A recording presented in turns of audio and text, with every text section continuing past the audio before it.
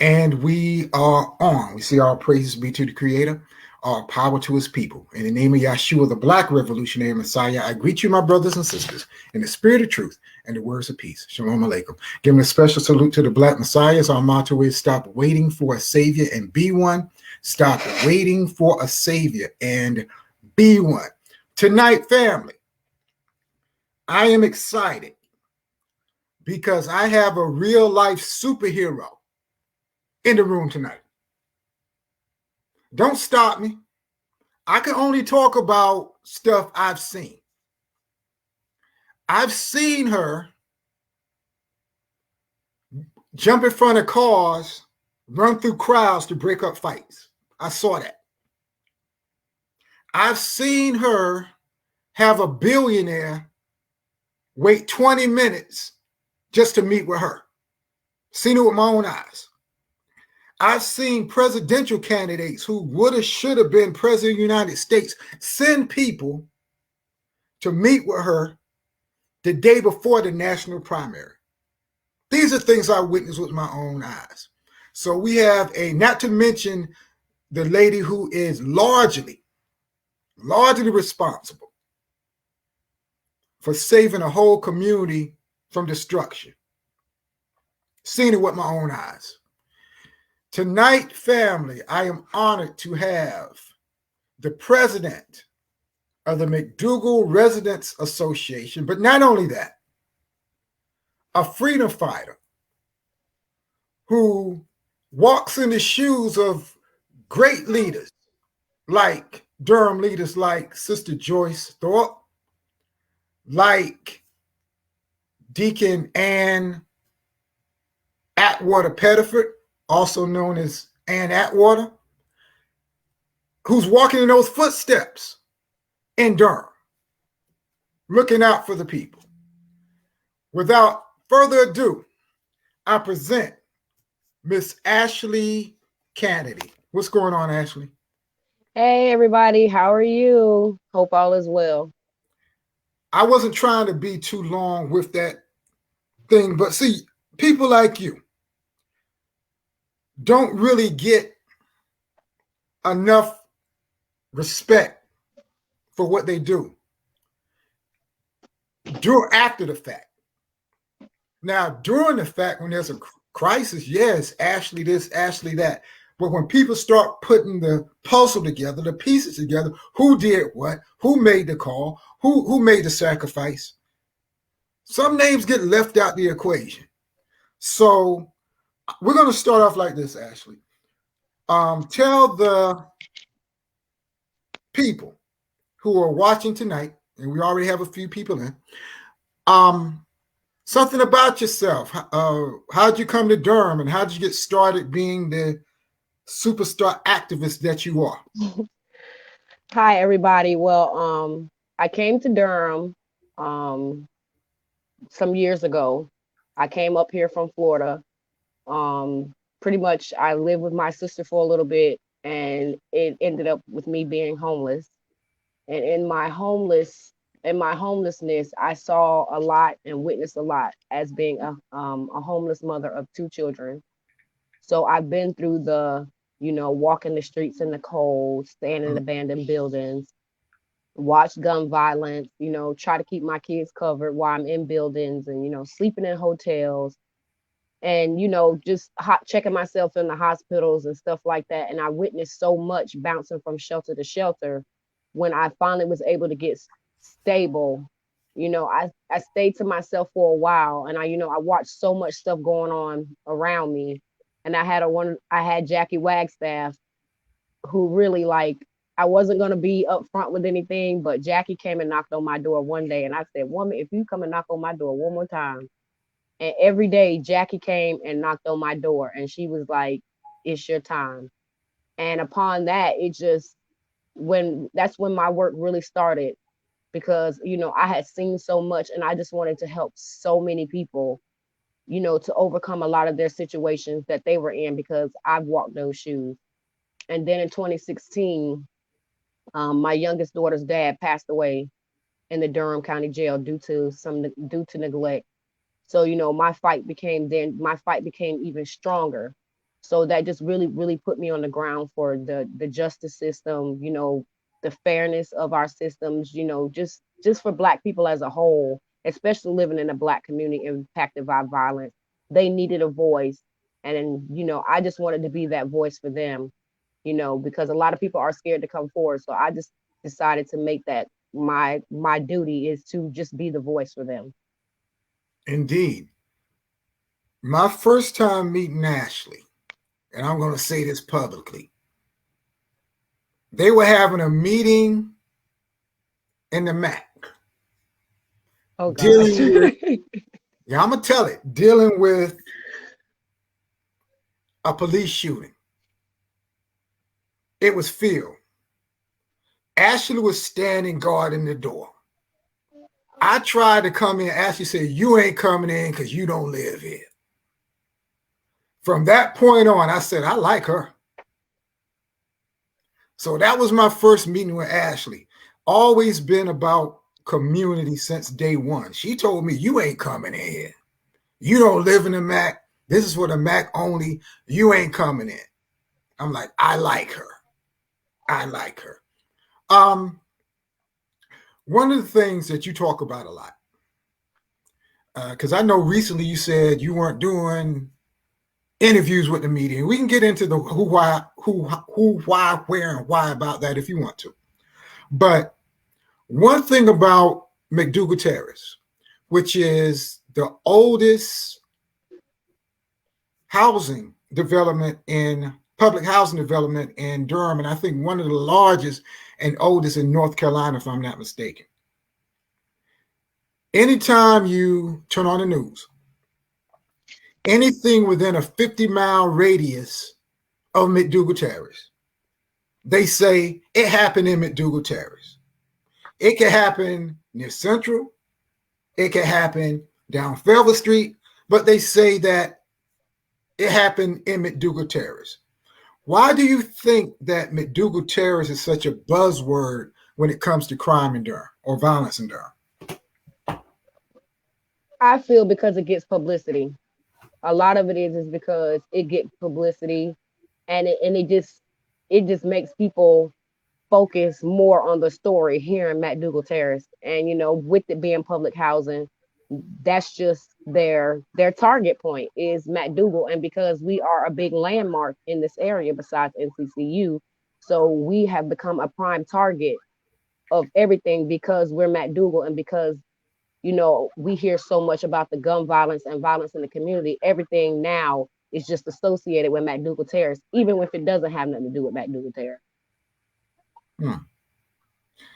Now, I think you would be the first to admit, because you're usually the first one to pull up on the scene, keeping the community aware of what's going on in McDougald. How much of the violence that happens in McDougald is fact and how much of it is fiction? A lot of it, some of it is facts, but a lot of some of it is fiction. A lot of stuff that y'all do here, like if I tell people a lot of times, if I don't come live with it or say something on my Facebook page, 9 times out of 10 it's not true. It's just something that if McDougald is quiet for a long period of time, somebody has to do something to try to make it like McDougald Terrace is not doing good. So they have to spin some type of story, create some type of something just to get the attention back on McDougald Terrace, because it's been so quiet out here. Like it'll be quiet for like nobody ever acknowledged how last year we went 30 days with no shooting. That was never publicly announced or acknowledged, that we went 30 days with no shooting, which is a big thing for us. 30 days, no type of gunshots in the community. That's powerful. And you just have there's a big fight in McDougald, and don't be no fight in McDougald. It just be somebody that just wants to bring light to McDougald, or it's just a lot of it is just attention. Why do you think that is? Why would they want to focus on McDougald and focus that kind of negative attention on McDougald? They want this land. They want the land. Can't expound on that. They want this land. If the crime and stuff keeps going on in McDougald Terrace, the property value is going to go down, and that'll just leave it open for somebody to come in and buy this property, and you have all these black people displaced. So the more negative that you put out there, you have the more out of town people is like, oh, we got to get these people out this area. We got to get these people out this area fast. So that's what has a lot to do with it, because they want this property. It's like a landmine for them. This land has so much history. So they feel, we can just come in and throw something up there, but it may not be what the community needs. And it's all about money. It's sad. It's really all about money. They want this land really, really bad. I can't pinpoint why, but I know a lot of it has to do with history and landmark and the area that it sits in, and it can bring in revenue. If you move these people out, they feel that, Durham Tech will get more people at Durham Tech. And if they feel like more people are join in at Central, if they take this land and do what they have to do with this land. Not to mention, you're right down the street from Research Triangle Park. That's correct. And they don't want this type of behavior on, like, this type of stuff in their area. So it's about, oh, we're gonna keep doing this story, we're gonna cover this story. That's why it's so hard to get the media to come out here and cover stuff positive. Because if they cover too many things that's positive, it's kind of like sending mixed signals to people, and then they were like, hold up, it ain't getting it's not getting the negative attention that they want. And then they looking like, dang, well, they doing good now. So, ain't nobody going to be really ready to buy this property. So that's why they focus so much on the negative. Now, I know a lot of people are sitting back, shaking your head, talking, oh, that's a conspiracy theory, can't back it up. But wait. So y'all know I'm a history buff. If you try to invalidate anything she just said, I direct you to two books. Our Separate Ways by Christina Green, which talks about the history of McDougald. No, three books. Our Separate Ways by Christina Green, I think Dr. Christina Green, where it talks about the history of McDougald Terrace, Liberalism, Black Power, and the Making of American Politics by Dr. Devin Fergus, and also The Best of Enemies by Dr. O'Shea Gray Davidson. Validates everything that was said. I would say, hey, boss baby, but she's not boss baby anymore. She's boss young lady. Wave. You want to wave? That's her sergeant at arms.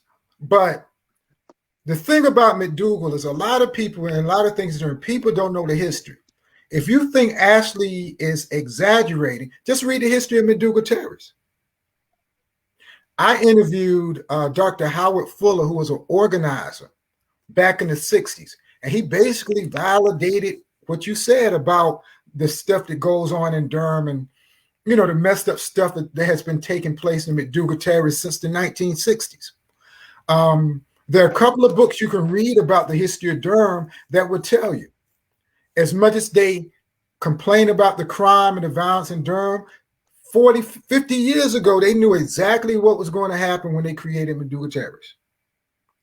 I don't know why these politicians and everybody else seems so surprised about what's happening in McDougald Terrace. When it's written in history books, they knew exactly what was going to happen when they had urban renewal and all these other things, and they pushed people out of their homes and pushed them into public housing. They knew exactly what was going to happen 50 years ago. So don't be surprised what you see going on today. Now, let's deal with major events in McDougald. The event that grabbed national attention was the mold, when they found mold in McDougald Terrace. Now let's walk that back, because I remember being out there talking about the crosswalk. I think you were in Florida for the Christmas holidays for a minute. Yes, I was. Yeah. And there was a rumor that a baby had died from carbon monoxide poisoning. So people started looking at McDougald. I remember Mallory, Thornton, and Muffin Hudson. I remember them being on the ground trying to figure out what happened to the baby. I remember that happening. So the day later, you called Jackie. Jackie called around Operation Pull Up. We need to pull up in McDougald. I don't know what's going on. So we pulled up at McDougald. Dale, Joy, Mallory, a couple of more people. We pulled up at McDougald. And there were all these ambulances and fire trucks, and nobody knew what was going on. So we're on the phone keeping you abreast of what's going on. You're like, check this out. Check this out. And Jackie's just directing people. Follow them. Follow Jackie Waxer. Follow them. We need to follow them. So we're trying to piece what's going on. And then the day after that, everything hit the fan. I think a couple of days later, you hit the ground running. So take us from there. I think you finally came back. I think you came back early because so much was going on. Because I know you were concerned about your apartment. And you said, I think you came back a couple of days early because everything was going on. So you touched back down on the ground, hit the ground running, and take it from there, Ashley. Yeah, I actually came back early because the residents were like, when I say they were blowing up my phone, Ashley, where you at? You know, we needed you. And that was just my moment when I'm like, yo, I have to go check on my apartment. Needless to say, when I came home, the day I came home in my apartment. It was pouring rain in my apartment, but it wasn't regular rain. It was actually a contractor had left some stuff loose and did some work. He wasn't even supposed to be in my apartment, but it wound up flooding my apartment. I and remember even with me dealing receipt came over. Right. And even with dealing with that crisis, I mean, I had water pouring, in my apartment, and I'm out here running, trying to, keep residents calm. And a lot of stuff was swept under the rug. And I say that because there was meetings that we weren't included in. So that we weren't included in, like when you're meeting with the fire department and you're meeting with all these other people, elected officials, and you're meeting with all of these people about a community, but you're not informing the community. You don't even have the main leader in these meetings.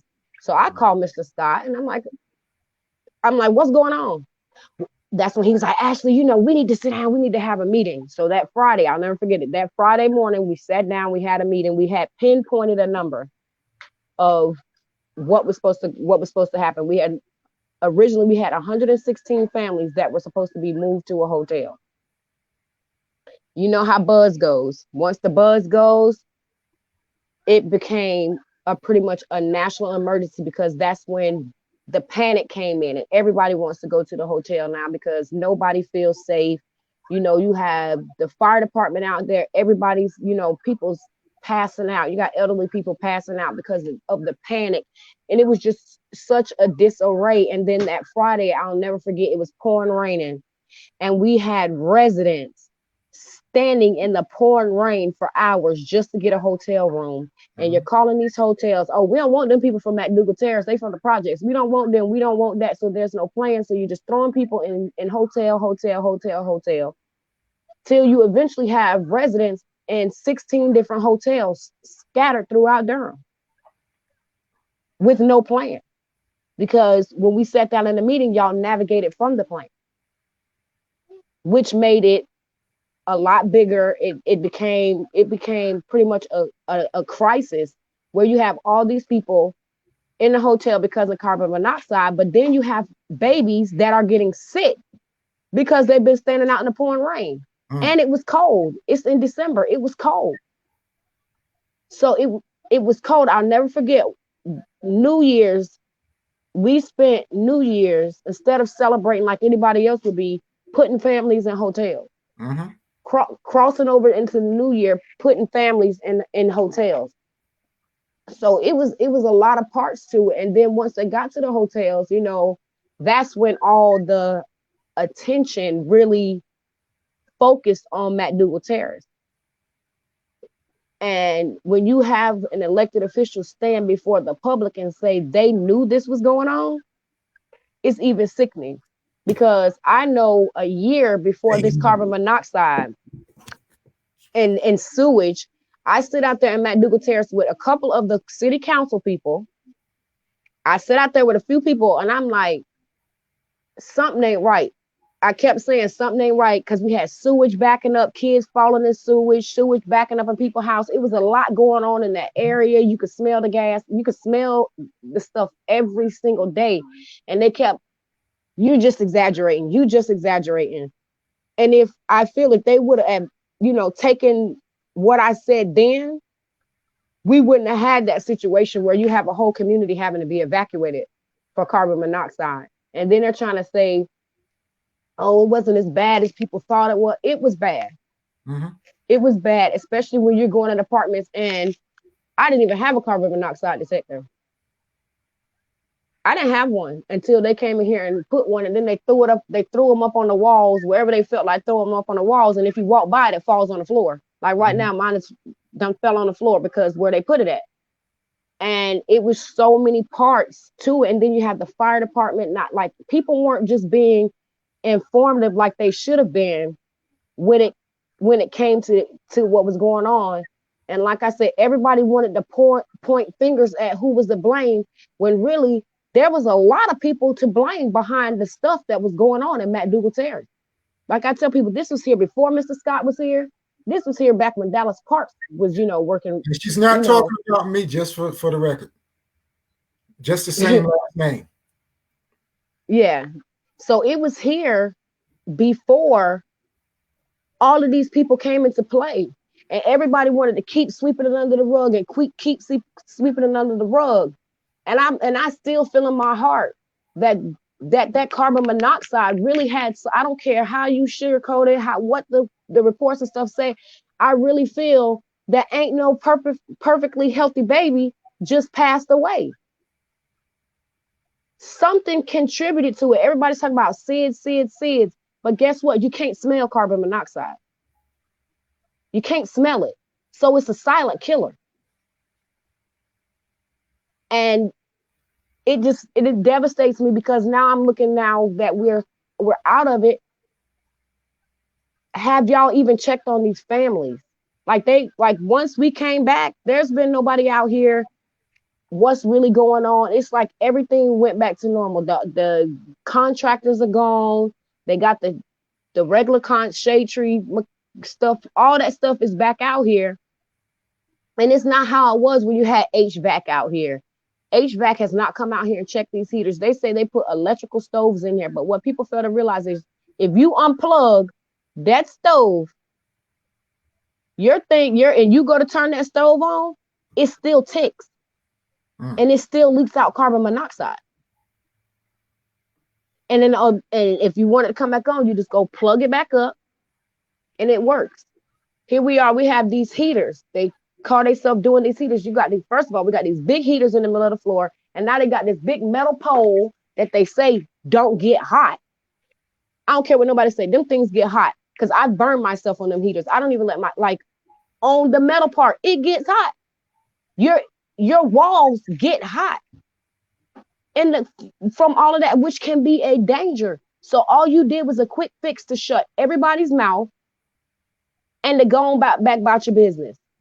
And then y'all seem like y'all was paying hush money. Let me throw some money at these people and they'll be all right. And then everybody went to talk about, oh, they're getting stipends, they're getting that. Those stipends was not really what the community was owed.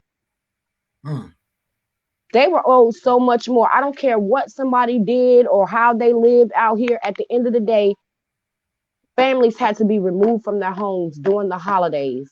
And ain't enough stipends in the world to take out what they've missed, especially when children are having to go to school from hotels. They are not allowed to run around these hotels. We had kids in the hotels that went in there perfectly healthy. Now we have obese children. We have children with diabetes. We have children with blood pressure issues. The mental health issues went skyrocketing. People were going crazy. Teenagers was really losing their minds because they're confined in a hotel that don't let them be them. So it was a lot of moving parts when it came to the carbon monoxide issue. And I tell people that's a time that we will never forget.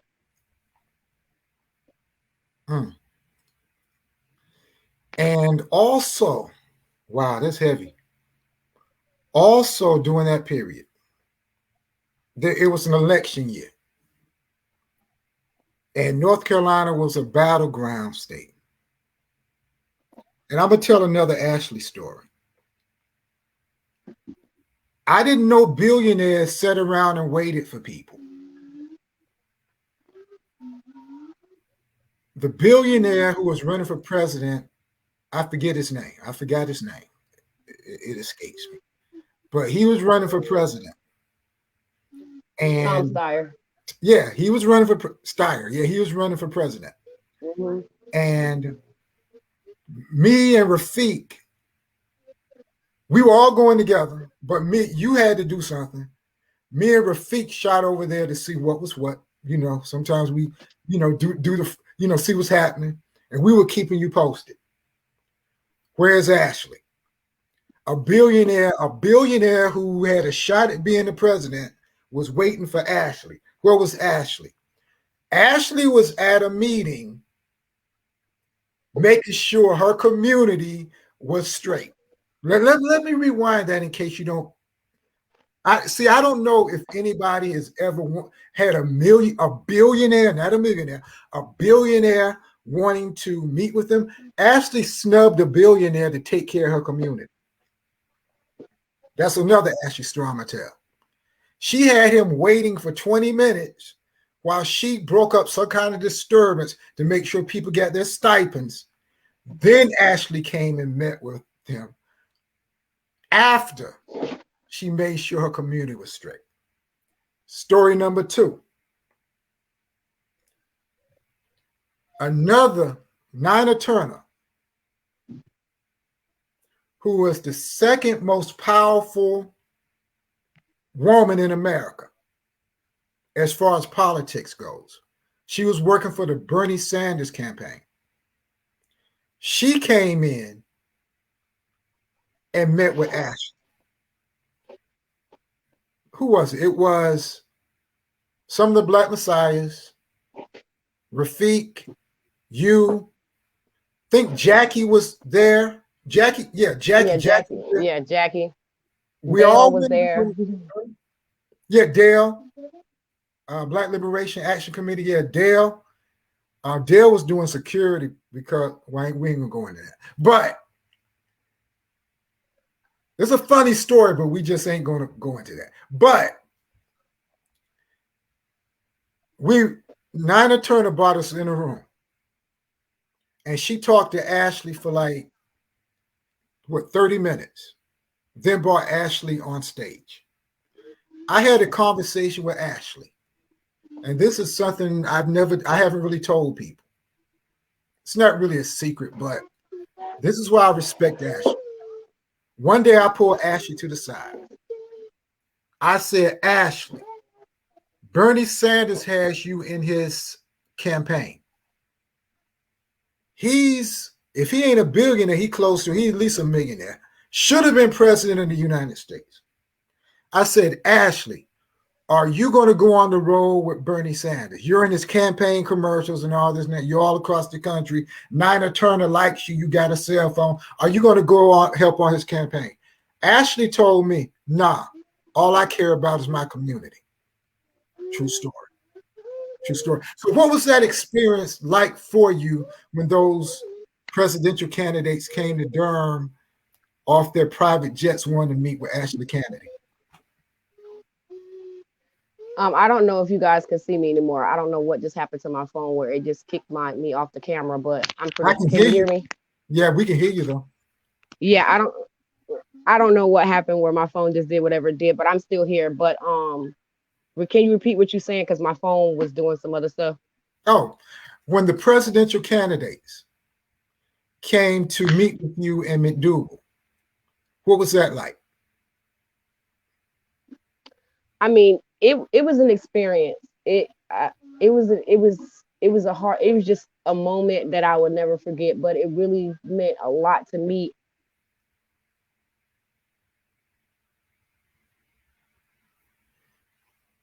Okay, now you're going out. I don't know if you can hear me, Ashley, but if you can, try going out and hitting the link again.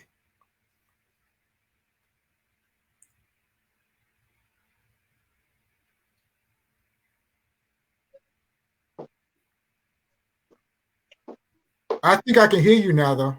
Can you hear me? Yeah, I'm coming. I see it says I'm loading back. There we go. I'm entering the studio now. There we go. I'm back. Can you see me? Yeah, let me take the still picture out.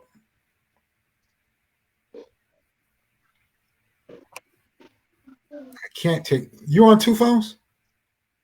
Oh, okay. No, I don't know what happened. We're good. We're good. Oh, there we go.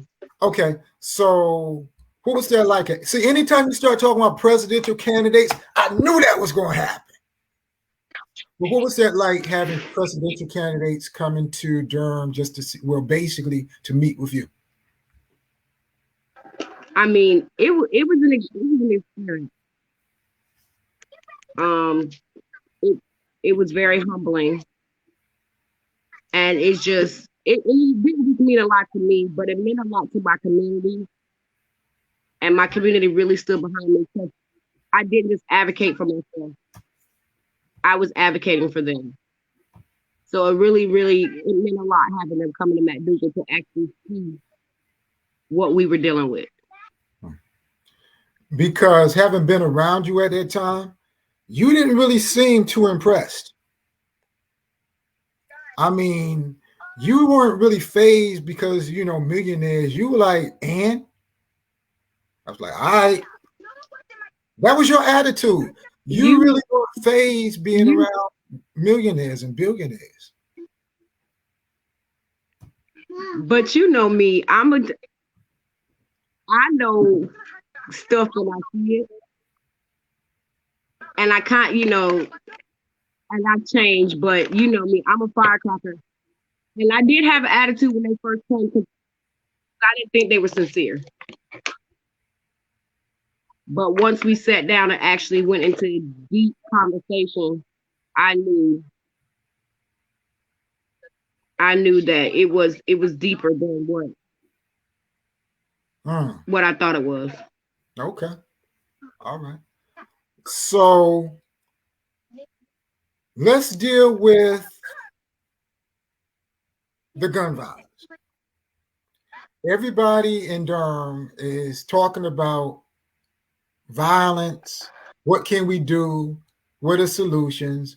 But they rarely ask the people, in my opinion, in those communities who really have the answers. What do you think, Ashley Canady? Well, give me an assessment of the Durham violence problem. Do you think it's overblown all over? I'm not just talking about McDougald. I'm talking about all the other areas in Durham. Do you think the violence is as bad as people say it is, or is it just like you said? I'm going to use your analogy, which I agree with. If people want land, there's a housing crisis. People want more houses. They need land to build the houses. So if they can make the property, if they can scare people into selling their houses cheap, they can get the houses built cheap, flip it, and sell the houses for 3 times more than they paid, 3, 4 times more than they paid for them. What's your assessment of the violence in Durham? Then we'll talk about solutions. Or like I always say, if you're gonna have to be a solution, if you want a solution, or you want to be for a solution, you need to come out them offices because that's the number one solution. Because a lot of them people who coming up with plans don't live and directly impact the community. They need to come out and they actually need to see what the real deal is. Because when I tell you, it can be rough, and there's so many moving parts to gun violence, and everybody wants to holler mental health issues. That's not always the case. People are dealing with so much in life that they've lost their focus to think. They just react, and after they do it, a lot of them be like, "Oh my gosh, what did I do?" Some of them just don't care, and a lot of that contributes from when we bring programs to community, and you guys put these guys and women in these programs, and then they graduate from these programs, and you never check on them again. You never check on them, see how they're doing, because once they graduate from that program, you don't know what they have to deal with after they leave that program, and they need to follow through, because a lot of these people lose family members. They're victims of so much stuff, and just a lot of them feel like you guys just threw them out there and just left them. And with gun violence being the way that it is, I'm so at loss that I can't even think of a solution. But get out on the ground and talk to the people. Not people who don't live in the community, but talk to the people in the community, and then bring in the people who don't live in the community. And let's have those conversations. Good point. Excellent point. Now, I want to touch on what's happening in the MAC right now. I saw your live. I think you said they're taking your Facebook lives off anytime you start talking about certain issues. There are if you want to talk anything you want to share about what's going on right now, because I know some things happened today. If you want to talk about it, you can. The floor is yours. If not, we'll just skip over that and go on to something else. Well, a lot of it is, a lot of these guys have done some things in their past, but I just don't feel a black man sitting on a stoop just calls for a police officer to walk up to him. I don't care what this person has done in life. Somebody sitting on a stoop, they could have been waiting on their child or anything. You want to put that in the context so people will know what you're talking about? Yeah. Because they took your live down, so set scenarios for people to know what you're talking about. If you want to, if you're talking about what happened today, if you want to go into it, just tell the people what happened. So we had an incident today. I'm trying to type, but it's not letting me do it. But we did have an incident today in the MAC involving the police, where a young black man was slammed on his neck. Upon talking to people in the community, this young man was not resisting. It could have been things from his past. They could have had an eye on him. I'm not sure what led up to it. But the thing that upset me the most about the whole situation is when I counted 17 police officers for one person. And I'm not exaggerating. Because on my live, I was counting each and every one of those officers, and I was showing the cars. And right after I went off live, I got that community standard thing saying that my live was being removed, and this was my final notice about me posting violence and promoting violence on Facebook. That is censorship because that wasn't violence. You were just talking about what was happening. But on that same note, let's see who's in the chat. The Black Messiah Community Minister Information, Sister Sharon, aka Sister Spitfire, says, I believe you hit the nail on the head, Ashley. Shout out to our Minister of Information. But let's talk about, and Ashley is gone. Hopefully she'll sign back in. Hopefully she will sign back in, but hope everybody is enjoying the conversation. Hope everybody's enjoying the conversation we are having this afternoon, this evening, and it's been very, very insightful. Very insightful talking to Ashley Canady. And hopefully she'll be able to, and here she is.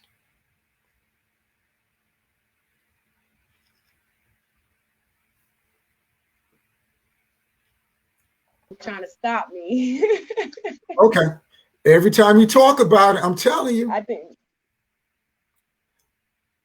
I'm not I am a conspiracy theorist. But anyway, as you were saying, but let me lead in with another question. For those, if Durham is divided right now, do we defund the police or do we need more police?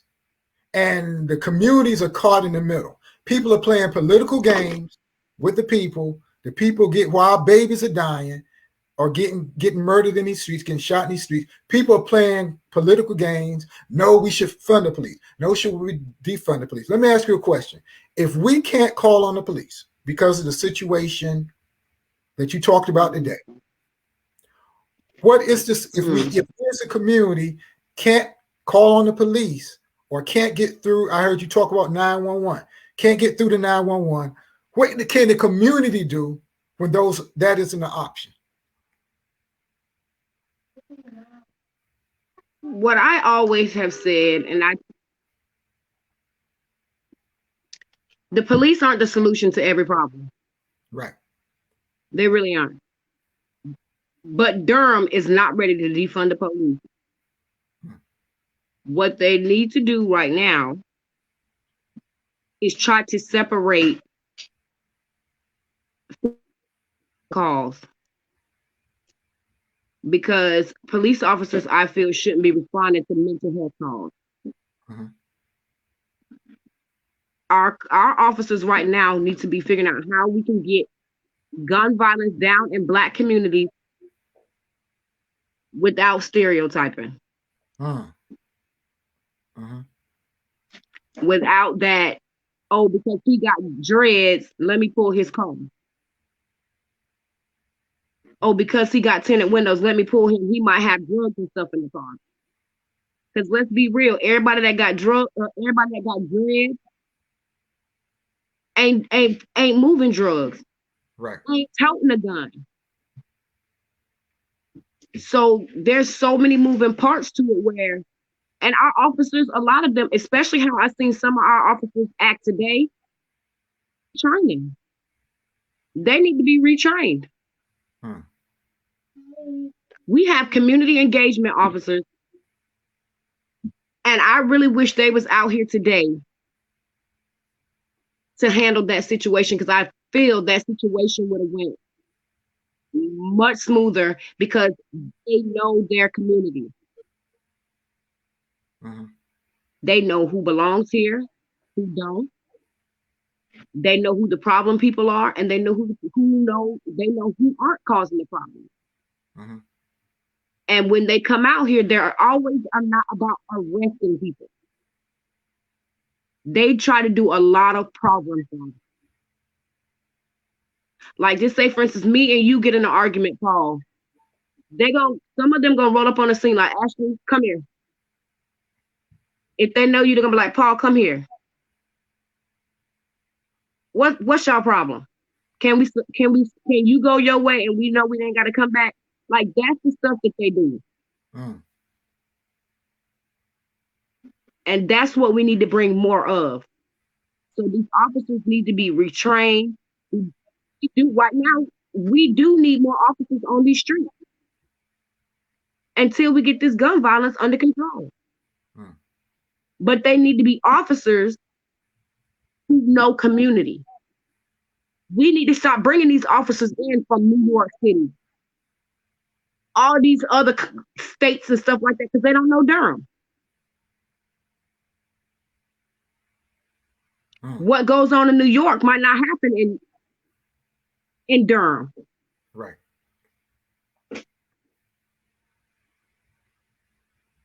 Good point.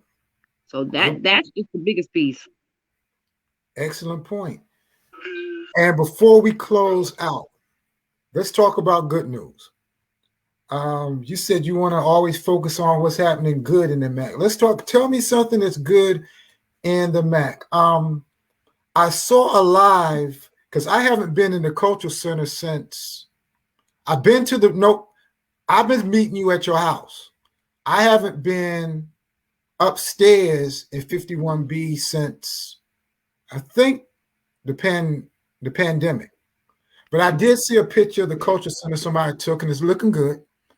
Also, the computer lab that the links, I think, put in. So talk about the good things that are happening in McDougald. Yes, so it's been a long time coming. We finally have our computer lab. The Marcus Garvey Cultural Center, the library, everything is being utilized. So it's a big thing for us. We actually have picnic benches now, so the kids can come out.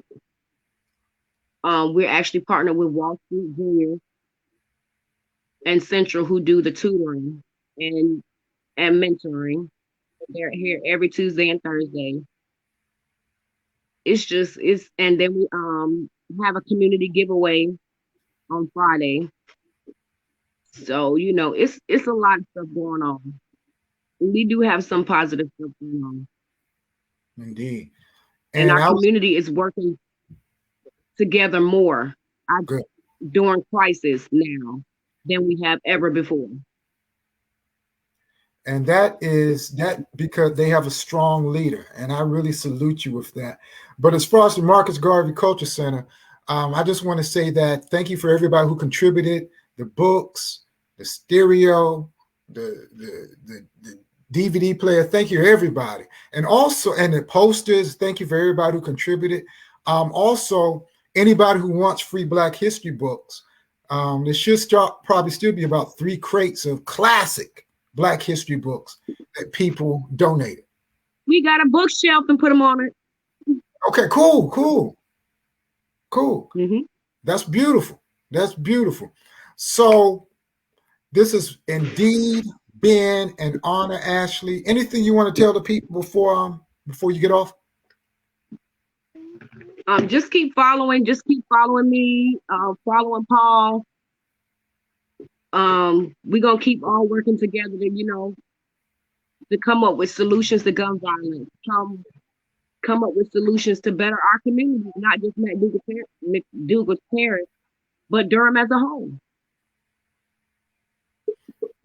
Indeed. And our field marshal, Cheryl Smith, I haven't talked to her just this afternoon, said she has a new community center on Main Street that she's going to open up. So that is a beautiful thing. Also, we're having the Black History sessions at Franklin Village. But now that she has a community center on Main Street that she's a part of, good things are happening in Durham. And a lot of that can be attributed to people like Ashley, Canady, and her family, because her family sacrificed a lot. Her children sacrifice a lot, because I know you're always involved helping other people's children. So I want to say peace and love to your children as well. Thank you. So, thank you all for, hey, Kinsley. I want to thank you again. Kinsley, they said hi. That's all we getting tonight. A little half wave. She's tired. We kept her mother an hour. But on behalf of the Durham community, Ashley, I want to thank you for all you do. And as we close out, we leave you with the Black Messiah motto: stop waiting for a savior and be one. Shalom. Thank you, Ashley. You're welcome. You guys have a good night. You too.